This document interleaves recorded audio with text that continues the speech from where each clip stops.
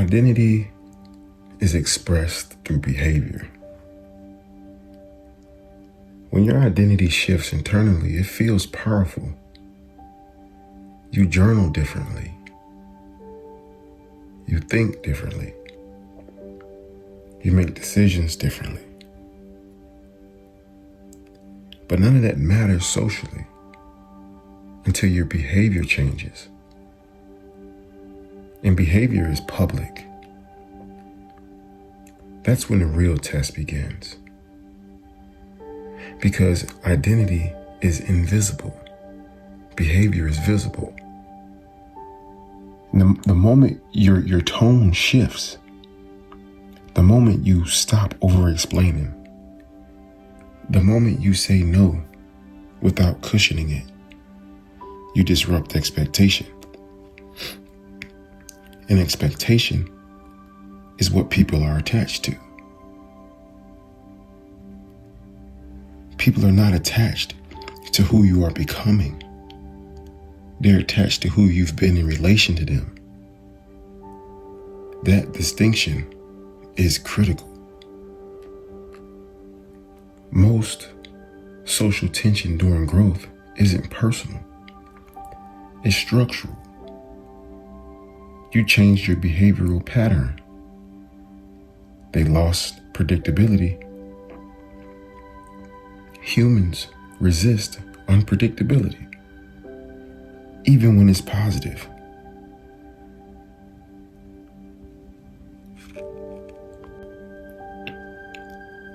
The psychological mechanism. Let's go deeper. Every social system stabilizes around roles. Around the funny one, the agreeable one, the emotional one, the accommodating one, the high energy one, the fixer, the over-explainer. When you shift identity, you abandon a role. But the system hasn't updated yet. So the system tries to correct you. Not maliciously, automatically. Because your old behavior reduced uncertainty. Your new behavior introduces it. And uncertainty makes people uncomfortable. So they test, or comment, or joke,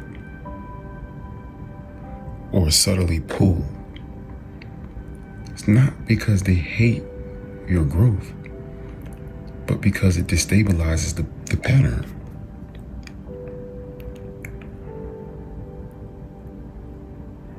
The over-explainer at work. Let's expand this properly. There's a mid-level manager, highly competent, but known for soft delivery. Every decision sounds like a suggestion. Every directive comes with justification. Why? Because at some point in his career, being agreeable protected him. It reduced friction. It increased likability. It made him safe. Now he wants to evolve into leadership. So he stops over-explaining. In meetings, he says, "This is the direction we're taking." Brief reasoning, then silence. The first few weeks feel strange. Colleagues exchange glances. Someone says, "You've gotten serious lately." You notice what happened? He didn't become less kind. He became less accessible. They were used to emotional cushioning. Now they're receiving structural clarity that feels colder, even if it's stronger. Here's the deeper layer. They're not reacting to compliance. They're reacting to lost access. When you remove excess explanation, you remove emotional transparency. And emotional transparency feels intimate. So the shift feels like distance. That's why growth often gets mislabeled as arrogance. It's not arrogance. It's reduction of unnecessary access. Identity shifts trigger loss before respect. This is important for you to understand emotionally, because before people respect your new identity, they grieve the old version. They grieve the one who always said yes, who always joked, who always explained, always accommodated, always responded immediately. Growth removes convenience, and convenience is addictive. So expect this phase. Confusion, testing, subtle pushback.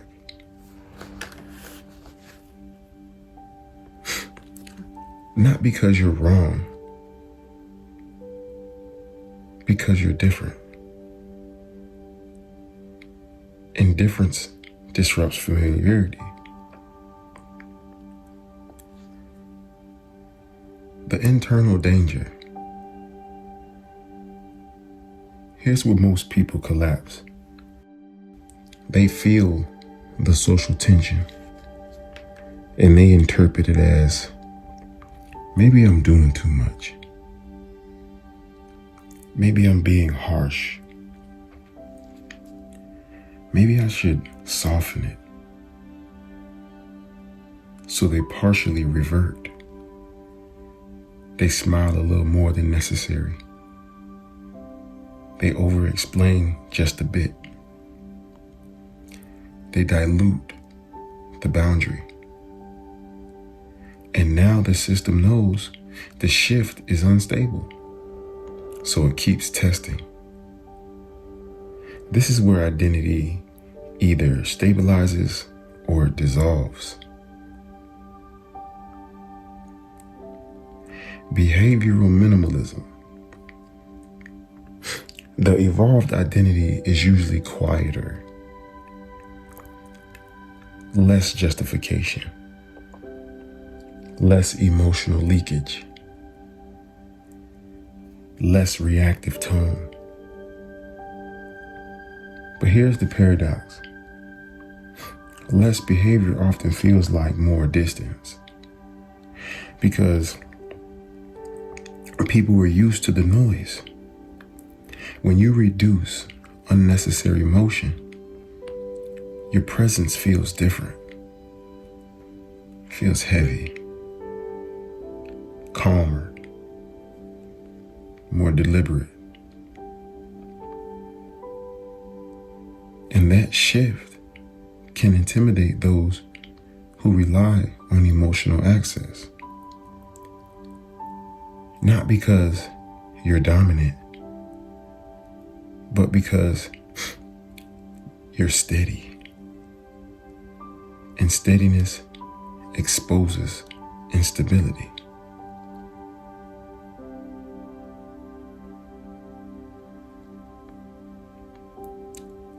Are people reacting to you or to the loss of access they had?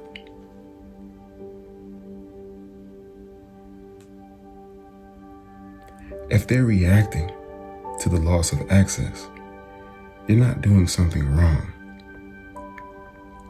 You're stabilizing something new. The moment behavior changes, reaction begins. And those reactions fall into 3 predictable categories: support, resistance, recalibration. Let's break that down. When you step into a new identity, people respond, not randomly, predictably. There are only 3 reactions you will encounter: support, resistance, and recalibration. Understanding these removes emotional cushion, because most people misinterpret resistance as rejection, and they misinterpret testing as hostility. But it's more mechanical than that. Let me break this down. Support. Growth recognizes growth. Support doesn't require convincing. It happens naturally. And these are people who are already evolving. Your movement activates something in them, not insecurity, possibility. But here's something important. Supporters are usually quiet. They don't perform enthusiasm. They don't make speeches about your change. They just adjust and keep moving.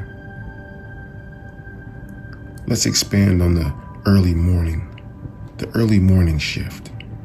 A man decides to restructure his life. He wakes up at 5 a.m.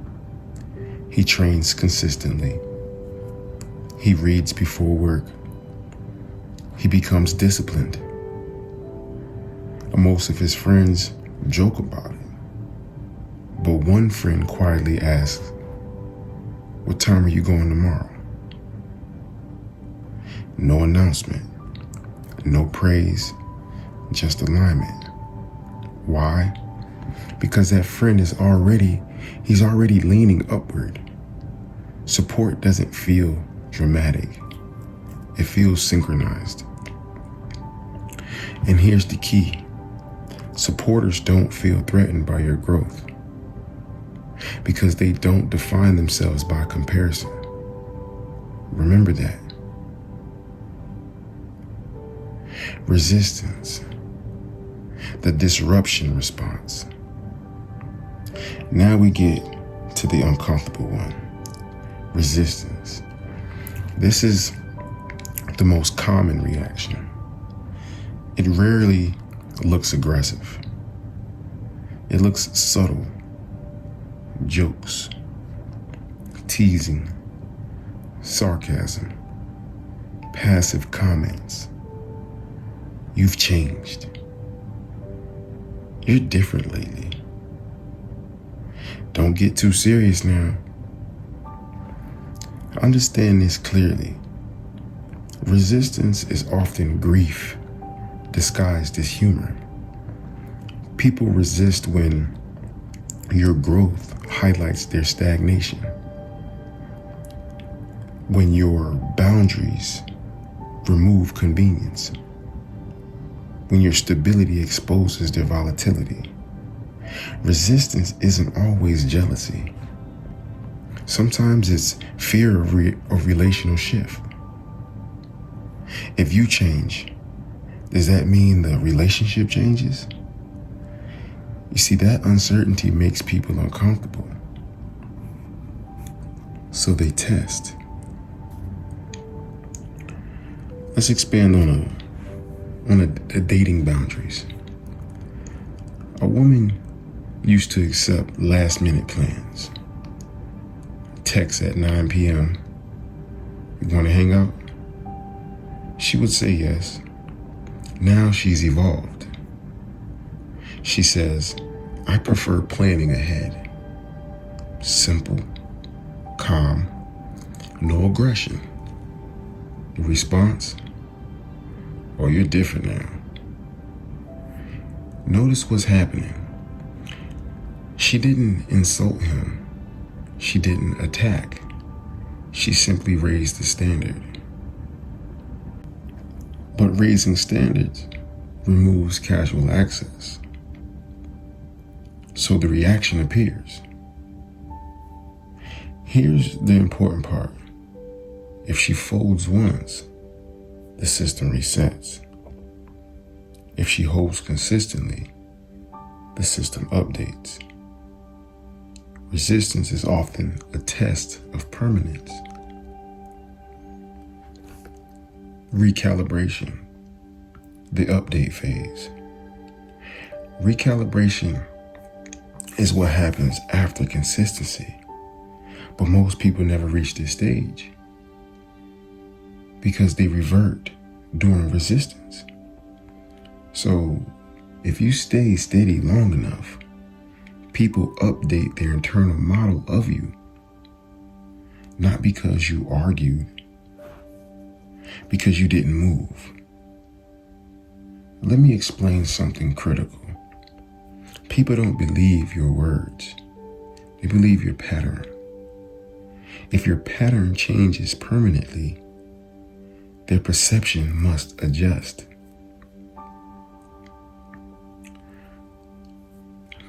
The workplace gossip. An employee used to participate in workplace gossip.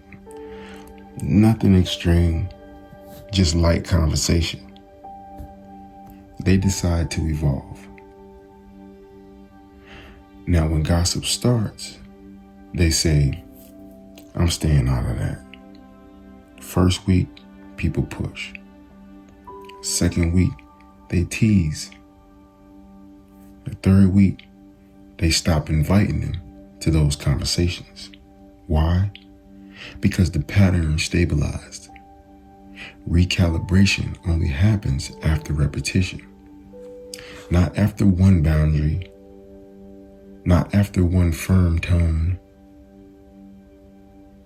after pattern stability. Why testing even happens? Let's address something deeper. Testing isn't cruelty, it's data collection. When you shift identity, people subconsciously ask, is this temporary? Because if it's temporary, they don't need to adjust. So they push slightly. They joke slightly. They challenge slightly. If you wobble, they conclude, same person, just experimenting.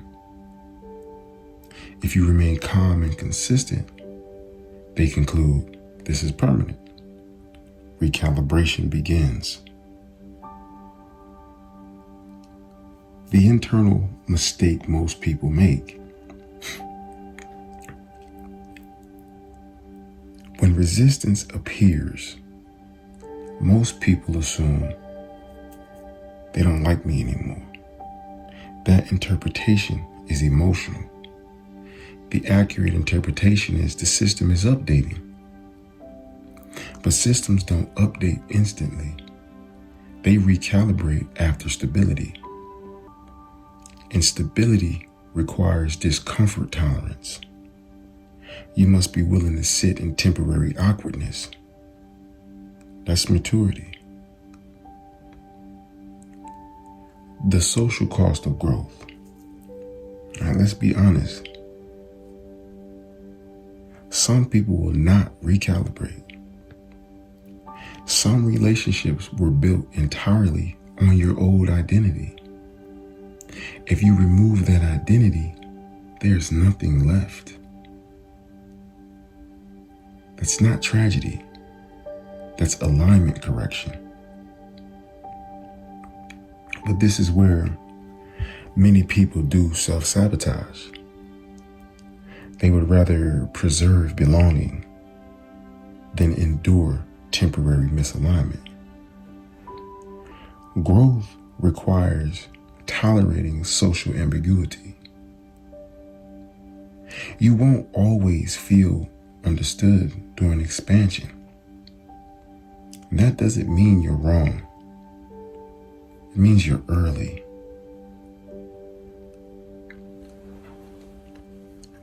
When you set a boundary, do you hold it long enough for people to update their perception? Because most people don't fail at growth. They fail at consistency under mild pressure.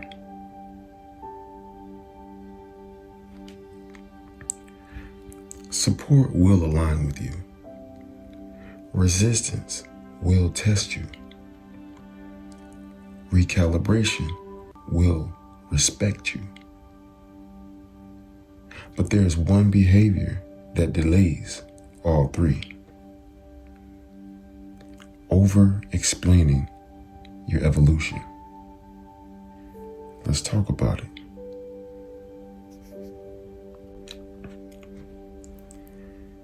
Stop explaining the upgrade. There's a behavior most everyone fall into when they begin evolving. They explain it constantly. They justify new habits. They justify new standards. They justify new boundaries. They justify new discipline. Why? Because they want two things at the same time. They want growth and approval. And those two, they don't always coexist cleanly. Let's break that down. Explanation is often internal negotiation. When you over-explain your growth, it usually means one thing. You're still stabilizing it. If you were fully certain, you wouldn't need validation. You wouldn't need agreement. You wouldn't need anyone to understand. Explanation is often a request for emotional permission. But powerful identity doesn't ask permission. It demonstrates consistency. And there's a difference between clarity and justification. Clarity is brief. Justification is defensive.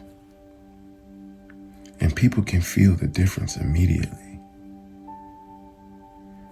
Why we over-explain? Let's go deeper psychologically. Because when you change, you create tension in the room. Over-explaining is an attempt to reduce that tension. You think if they understand why, they won't feel uncomfortable. But here's the truth. Most people aren't uncomfortable because they don't understand. They're uncomfortable because the dynamic changed. And no explanation fixes that. Time and consistency do, not paragraphs. Let's expand on the social drinker. Someone decides to stop drinking socially. The first event, I'm cutting back for health. I need better sleep. I'm optimizing productivity. The second event, I've just been focused lately. The third event, I'm good. You notice the progression? In the beginning, the long explanation is partly for others, but mostly for themselves.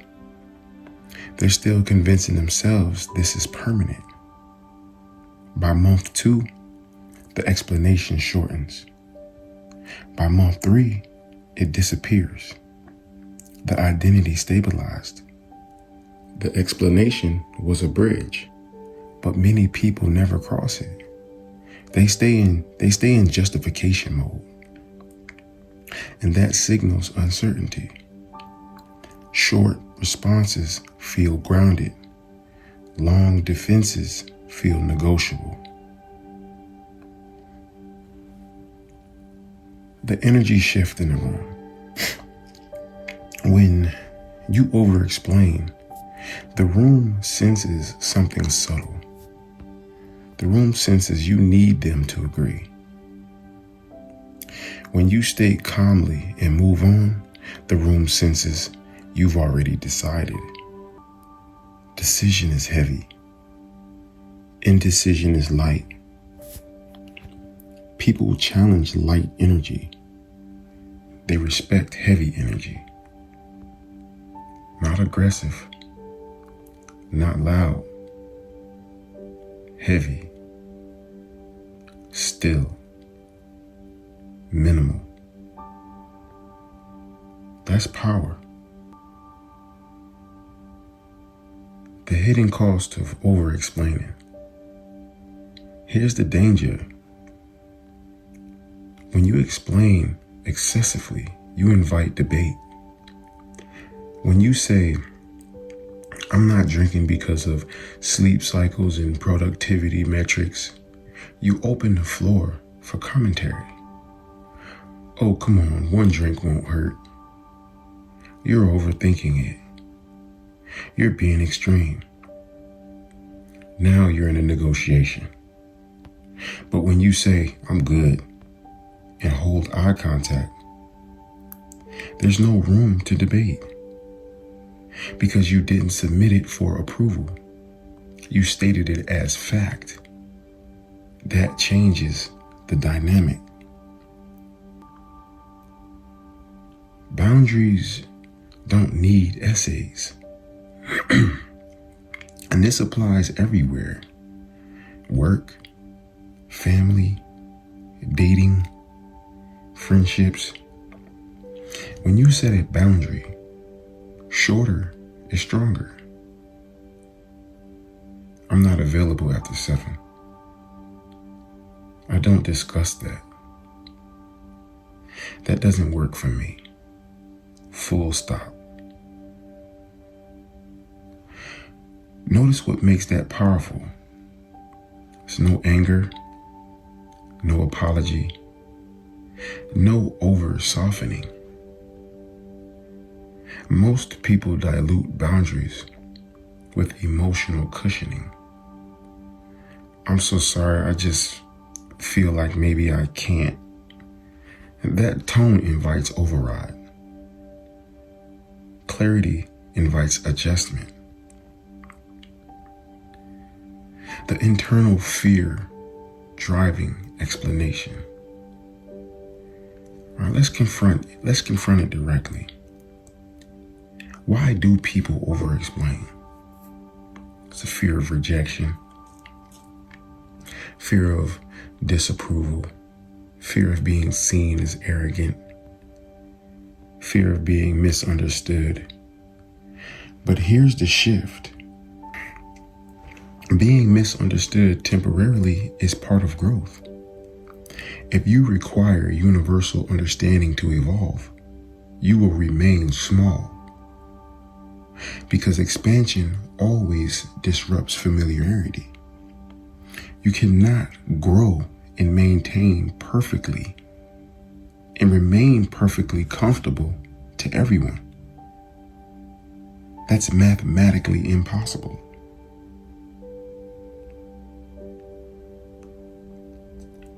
Emotional maturity is tolerating misinterpretation. Or now this is advanced. The higher your identity evolves, the more you must tolerate being misunderstood without correcting it constantly. Not every assumption deserves clarification. Not every comment deserves explanation. Sometimes silence is stronger. Sometimes repetition is stronger. I'm good. Repeat. I'm not available. Repeat. You don't need to convince anyone you're evolving.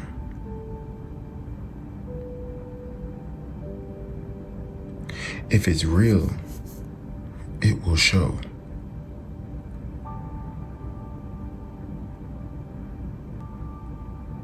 Why do you feel the need to convince people you're changing?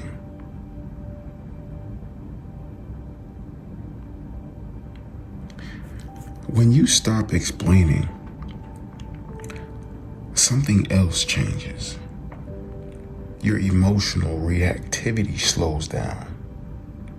You stop defending every comment. You stop absorbing every opinion. And that's where real control begins. Let's talk about emotional detachment. Emotional detachment is not coldness. As your identity stabilizes, your reaction speed changes. You don't spike as quickly. You don't defend as quickly. You don't internalize as quickly. And people notice, but they often mislabel it.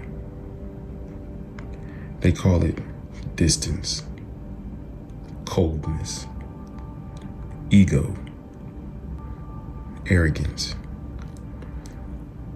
What's actually happening is regulation.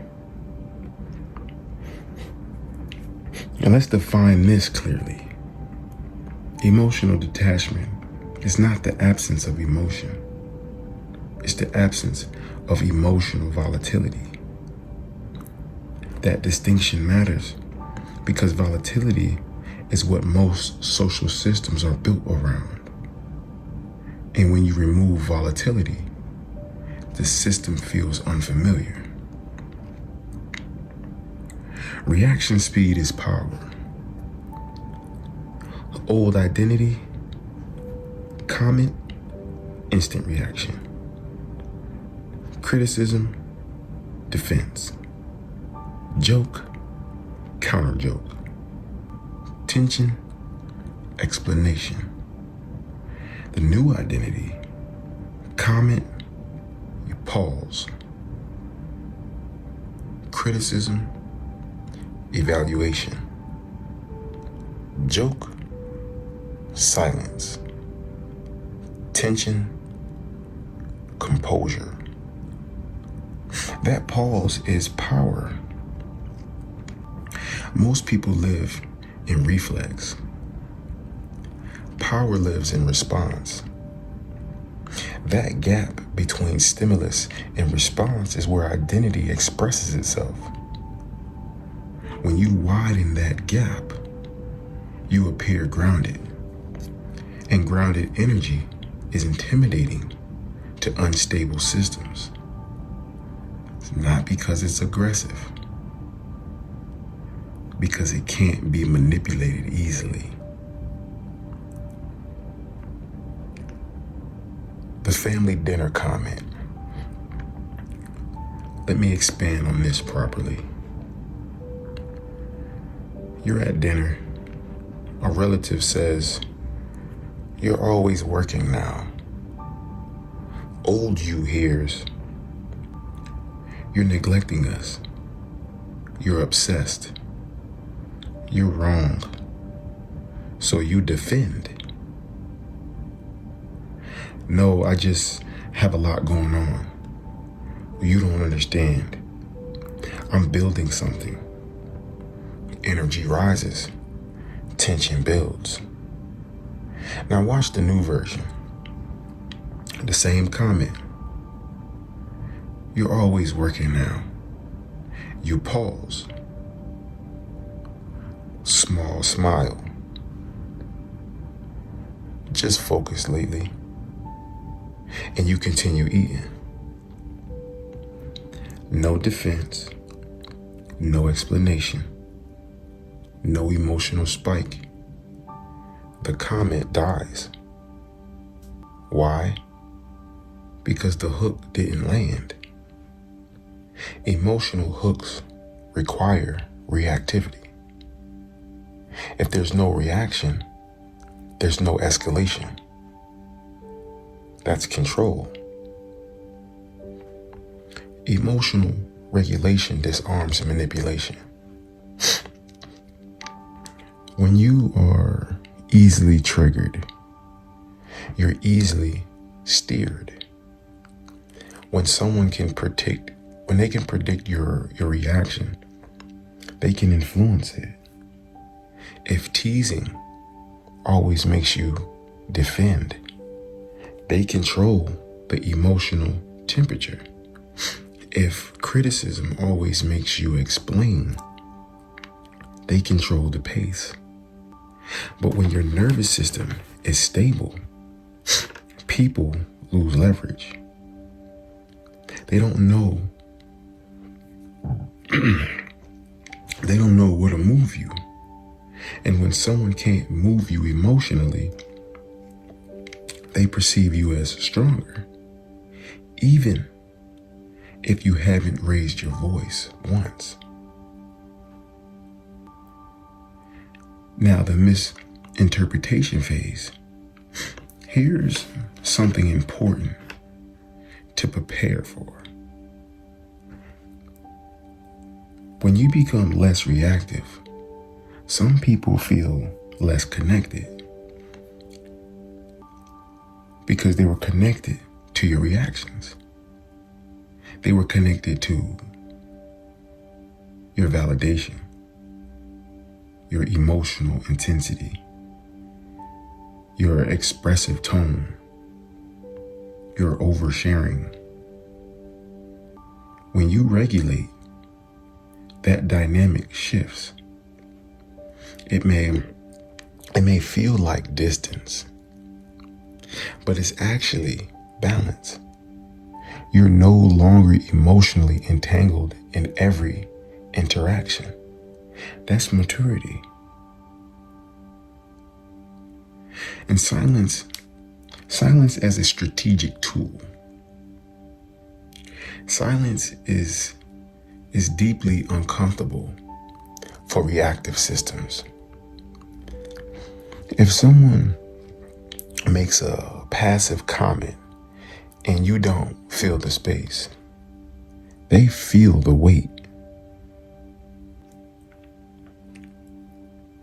Most people rush to fill the silence because they're uncomfortable with it. Powerful people let silence breathe, not to intimidate, but because they don't need to rush.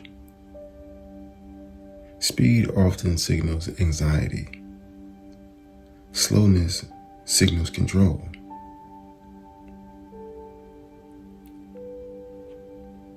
You don't have to always answer everything. You don't have to defend everything.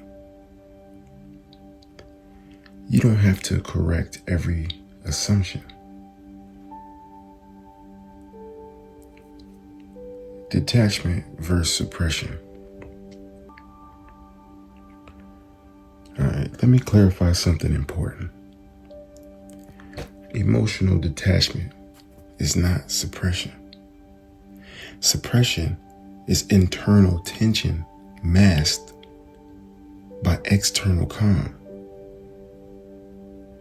Detachment is internal calm expressed externally.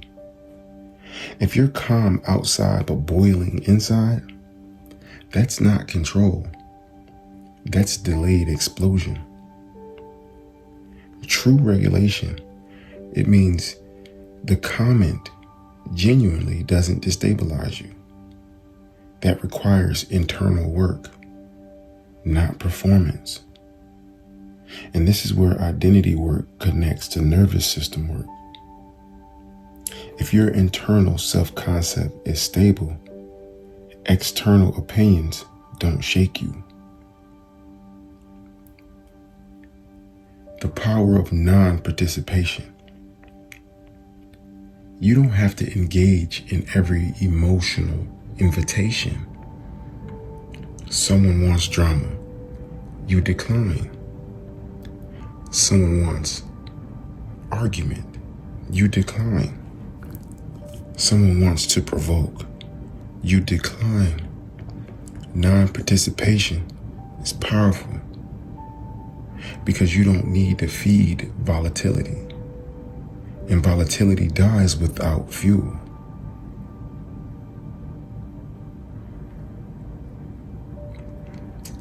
At a social gathering, someone says, "You've been serious lately." The old you laugh loudly, downplay it. "Yeah, I guess I'm boring now." You shrink to preserve comfort.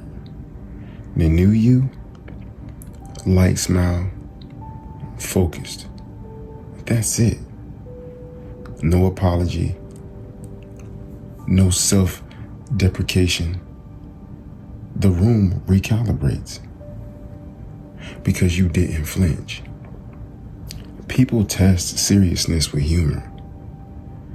If you shrink, they escalate. If you stay stable, they adjust. Emotional containment signals leadership. In high-stakes environments, work, relationships, leadership, the person who controls emotional temperature controls the room. If you're reactive, you amplify chaos. If you're regulated, you dampen chaos. That's influence without force. You don't need to dominate. You stabilize. And stabilization feels powerful. Are you reacting or are you responding? Because most people haven't separated the two. Reaction is identity on autopilot. Response is identity on command.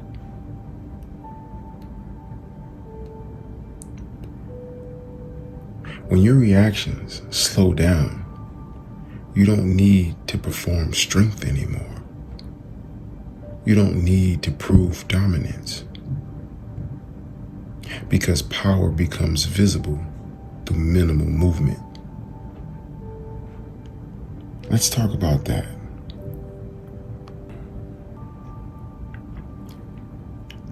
Power without performance. There's a mistake people make when stepping into a stronger identity.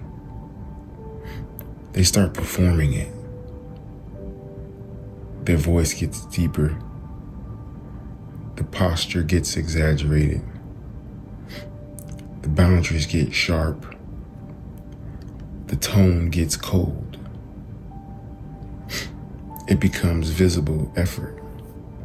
But real power doesn't look like effort. It looks like reduction. Fewer words. Fewer reactions. Fewer emotional spikes. Fewer explanations. Performance is loud. Power is minimal. All right, let's separate the two clearly. Performance is insecurity in costume. When someone has to signal dominance constantly, they're usually stabilizing something internally. Over-asserting, over-correcting, over-controlling. True authority doesn't need constant reinforcement because it's anchored internally. When identity is secure, behavior simplifies. You don't need to prove. You don't need to broadcast. You don't need to win every exchange. You choose which moments matter There's control. Behavioral minimalism. As identity strengthens, unnecessary motion drops. You interrupt less. You argue less. You defend less. You compete less. Not because you're passive, because you're selective. Selective energy feels powerful. Scattered energy feels anxious. If you feel the need to correct every small comment, you're still negotiating your identity. When you're stable, you don't chase micro-validation. You let small things pass. And people feel that restraint. Restraint signals strength.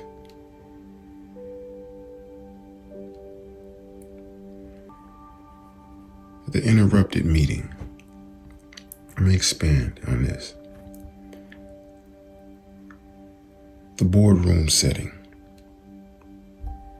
You're speaking. Someone cuts you off mid-sentence. Old identity, raise volume, rush to finish thought, compete for space. Because interruption feels like disrespect. Now watch the evolved version. You pause. You let them finish. Then calmly, as I was saying, no interruption, no sharp tone, no visible ego,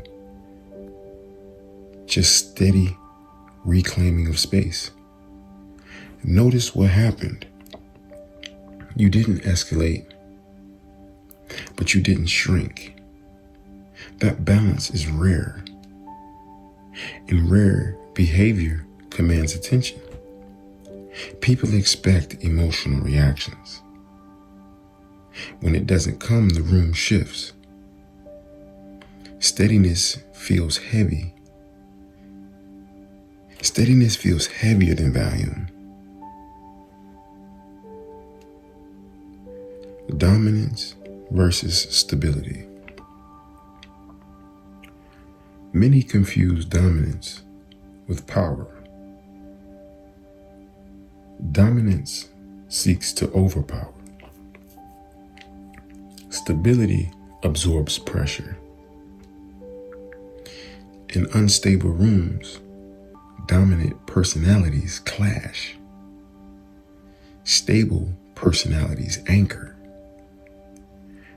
When tension rises, the stable one appears stronger because they're not amplifying chaos.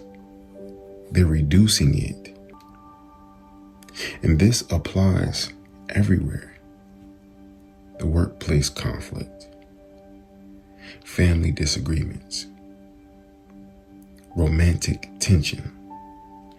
If your nervous system remains level while others escalate, you gain influence automatically without theatrics.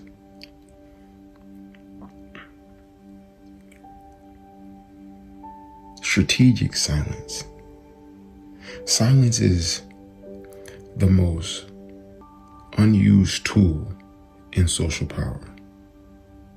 Not awkward silence, deliberate silence. When someone makes a passive-aggressive comment and you don't immediately respond, they feel it. When someone interrupts and you wait instead of rushing, they feel it. When someone questions you and you pause before answering, they feel it. Silence creates gravity. and gravity draws attention. But most people are uncomfortable with silence, so they fill it. They talk too much, explain too much, react too fast. That speed leaks insecurity. Slowness communicates control. And power is repetition, it's not force. Here's something important. You don't need to dominate once. You need to remain consistent. Power is pattern-based. If every interaction shows calm tone, clear boundary, measured pace, people update their perception permanently. But if you oscillate between strong and reactive, they categorize you as unstable. And unstable people don't command rooms. They entertain them. Decide which one you want to be. The energy of nothing to prove. There's a shift that happens internally when identity locks in. You stop trying to be seen as strong. You stop trying to look composed. You stop trying to appear unbothered. You simply are.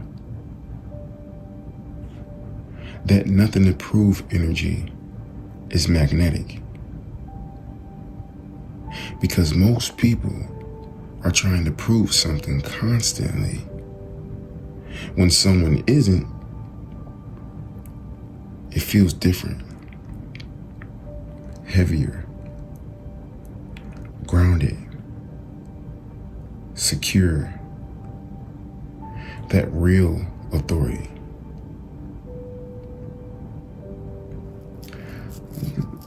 This is a small example. A social setting. You're in a group conversation. Someone tries to tease you about being too serious now. The old version. Laugh loudly. Make a small, self-deprecating joke. Signal that you're still safe. New version. Half smile. Focus. Then continue the conversation normally. No overcorrection. No shrinkage. You didn't fight. You didn't fold. You maintained frame. That's power without performance. The perception shift. Here's what happens over time. People stop testing. They stop joking about it. They stop pushing small buttons. Why? Because the reaction they're looking for never arrives. And humans stop behaviors that don't produce reward. If teasing doesn't create a reaction, it dies. If pushing doesn't move you, it stops. Consistency trains the room.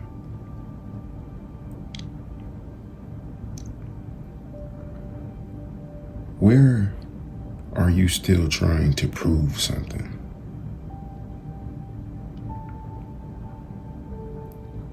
Because proof seeking creates performance, and performance weakens authority. The goal isn't to look powerful. It's to be stable enough that power is assumed.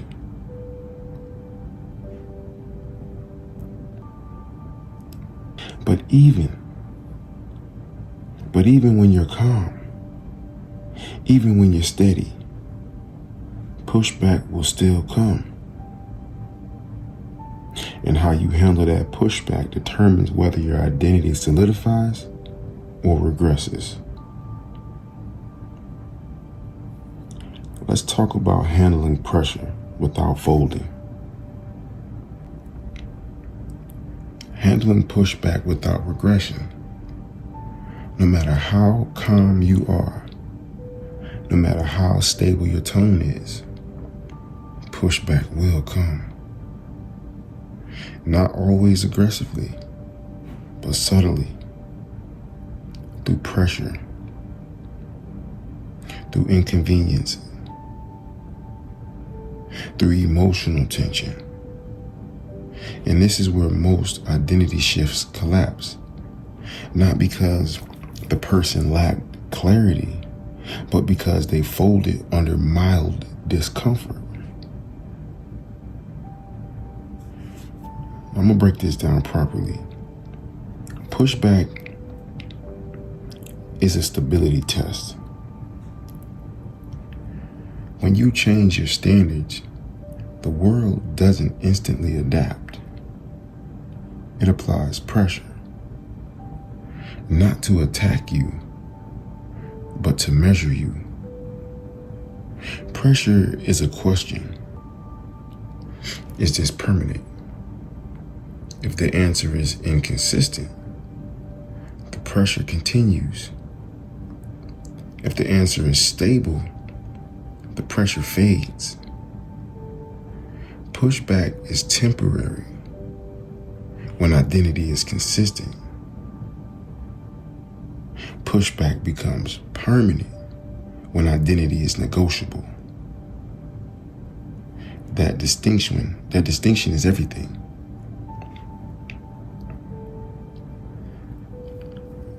Let's talk about the 4 regression triggers. There are 4 moments when people commonly fold. They fold at guilt, awkward silence, fear of rejection, and authority pressure. Let's go through them. We have guilt. You set a boundary. Someone reacts emotionally. You feel bad, so you soften it. That softness teaches them emotion overrides structure. But boundaries are not cruelty. They are clarity. If you feel guilty every time someone is inconvenienced, you will remain accessible to everyone, including at your own expense. Growth requires tolerating small doses of guilt without collapsing. The awkward silence. You state a boundary. Silence follows. Most people panic. They rush to fill it. They add extra explanation. They dilute the clarity. But silence is not rejection. Silence is processing.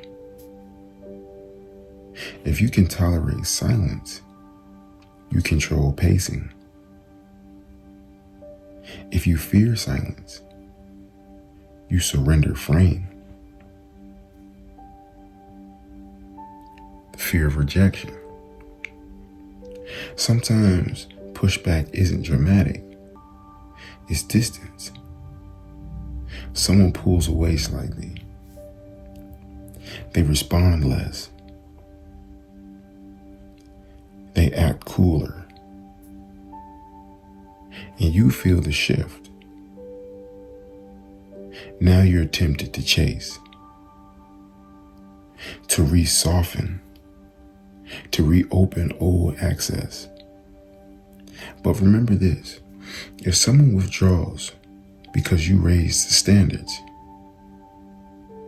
they were attached to the convenience. not alignment. Chasing reverses your progress. Stability attracts respect. Inconsistency invites manipulation.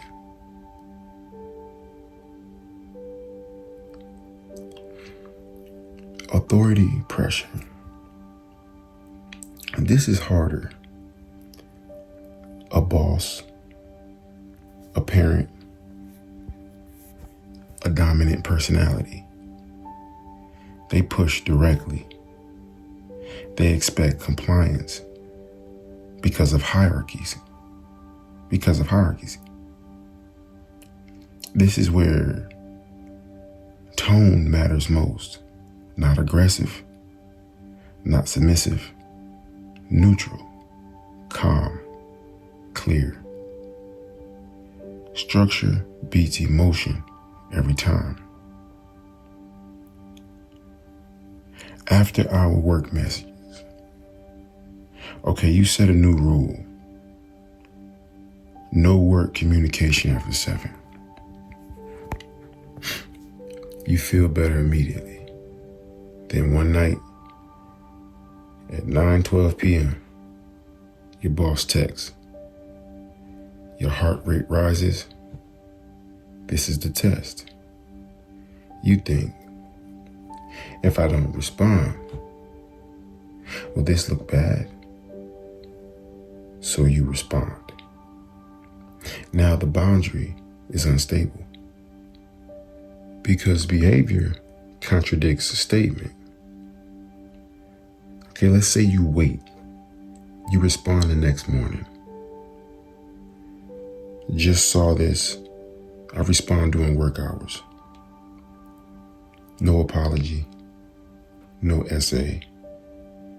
Just repetition.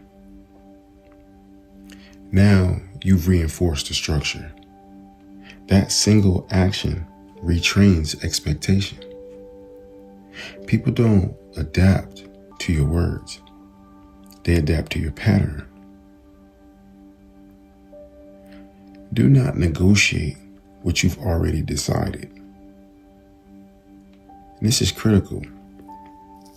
If you've internally decided something, do not emotionally renegotiate it in public. Public negotiation signals instability. If you say, I don't do last minute plans, and someone pushes, come on, just this once. You don't debate. You repeat. That doesn't work for me. Repetition without emotion ends most negotiations. Emotion prolongs them. The discomfort is not a signal to retreat. All right. When you raise standards, discomfort appears. That discomfort is not evidence you're wrong. It's evidence that you're early. Most people interpret early stage friction as misalignment, but it's just recalibration in progress. You have to endure temporary awkwardness to gain long-term stability. Growth is front-loaded with discomfort. Stability is back-loaded with respect. Micro compromises, they destroy identity. So here's something subtle. Identity doesn't collapse from one dramatic failure. It erodes through micro compromises. Responding just this once. Explaining just to smooth it over. Or bending just to avoid tension. Each micro compromise teaches others your standards are flexible under pressure. Flexible standards invite repeated testing. Stable standards reduce testing. Decide which feedback loop you want.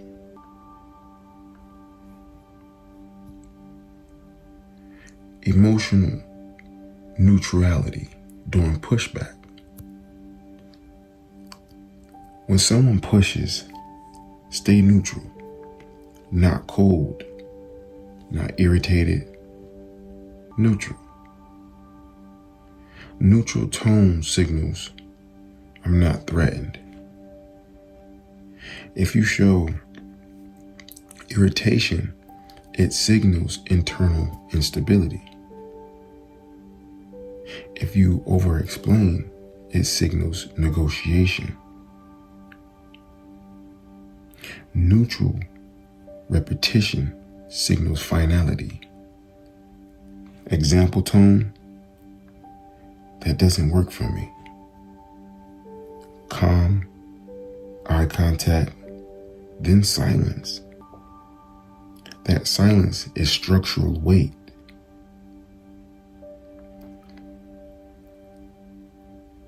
The identity lock-in moment. There's a moment, usually a few months in, where something shifts. People stop testing. They stop pushing small buttons.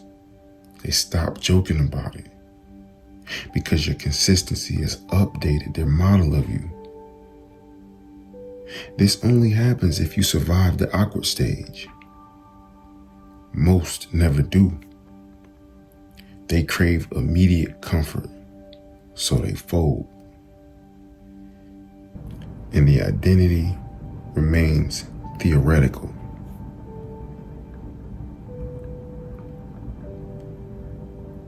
What are you reinforcing without realizing it? Because behavior trains people constantly, whether intentional or not.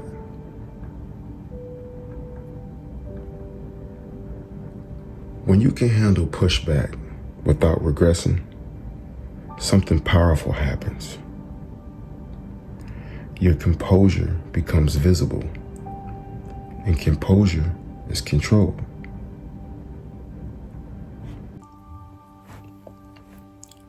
Composure is control. By now, something should feel different. Not emotionally, structurally. Because the real shift isn't in what you say. It's in how you hold yourself when pressure rises. Composure is not personality. It's power. And most people misunderstand that. Control is not volume. It's stability. The loudest person in the room is rarely in control. The most reactive person is never in control. Control belongs to the one who can remain unchanged by chaos. When your tone doesn't spike, when your posture doesn't collapse, when your decision doesn't reverse under tension, people recalibrate around you. Control is not domination. It's emotional sovereignty. And sovereignty commands respect without asking for it. Composure is a signal to the room. Every room is constantly scanning for emotional cues. Who's reactive? Who's unstable? Who's influenced? When you maintain composure, you communicate three things without saying them. I am not threatened. I am not rushed. I am not dependent on approval. That combination is rare, and rarity creates authority. I'm going to speak on the calm leader under pressure. Or a team meeting goes sideways. Deadlines missed. Tension in the room. Two leaders respond differently. Leader A reacts immediately, raises tone, assigns blame, speeds up speech. Leader B pauses, breathe steady, voice even. Okay, let's reset. What's actually within our control right now? Same situation, different nervous systems. Guess which leader people follow long term? Not the one with intensity, the one with containment. Containment stabilizes groups. Reactivity destabilizes them. If you want influence, regulate first. The nervous system is your real status. Here's something most don't talk about. Status is felt before it's understood. And status is largely nervous system based. If your breathing is shallow, if your speech speeds up, if your words over-explain, people feel instability, even if your content is correct. But when your body maintains steady, it remains steady, you create gravitational pull. People unconsciously relax around stability. And what relaxes, trusts. Trust creates influence. Detachment without disconnection. Composure is not coldness. It's not reactive clarity. There's a difference between I don't care and I'm not emotionally hijacked. The second is power. You can be empathetic without absorbing chaos. You can care without collapsing. You can listen without surrendering frame. That balance separates leaders from people pleasers.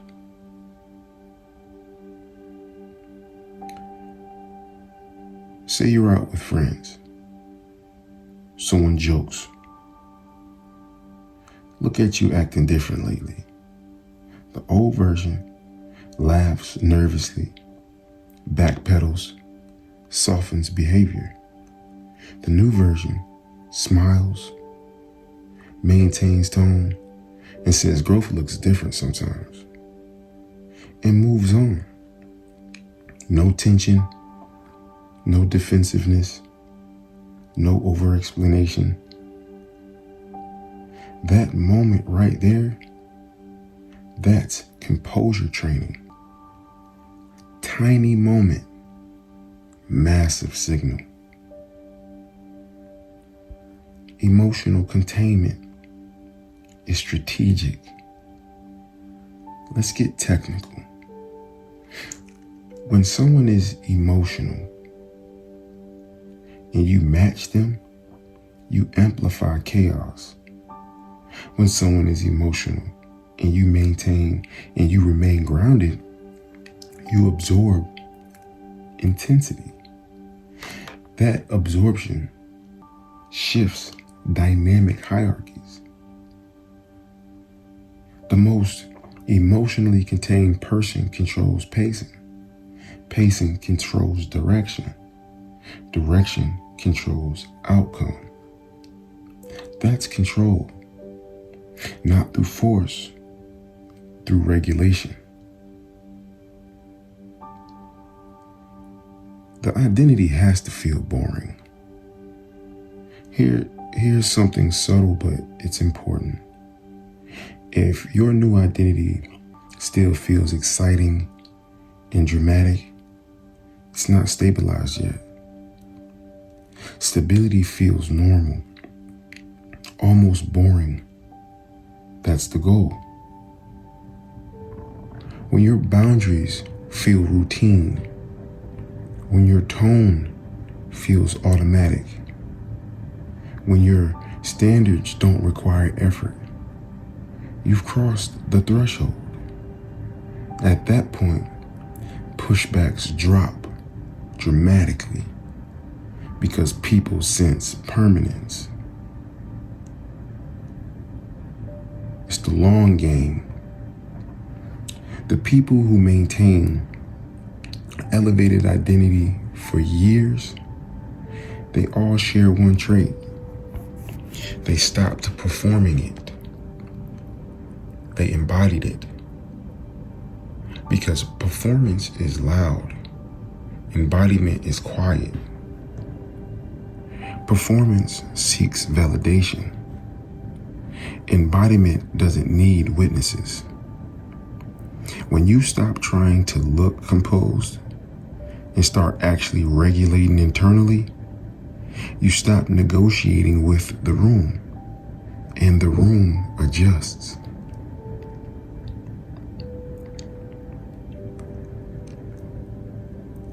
Where does your composure break first? Is it criticism, rejection, silence, authority, social teasing, conflict? Find your fracture point. Train there. Because that's where identity gets tested.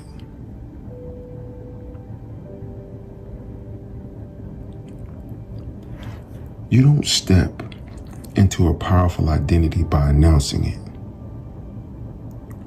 You step into it by holding it when it would be easier to collapse.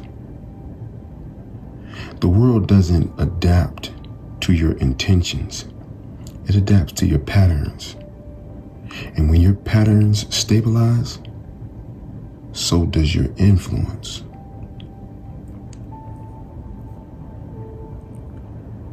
This isn't about being harsh. It's about being anchored. Control isn't control over others.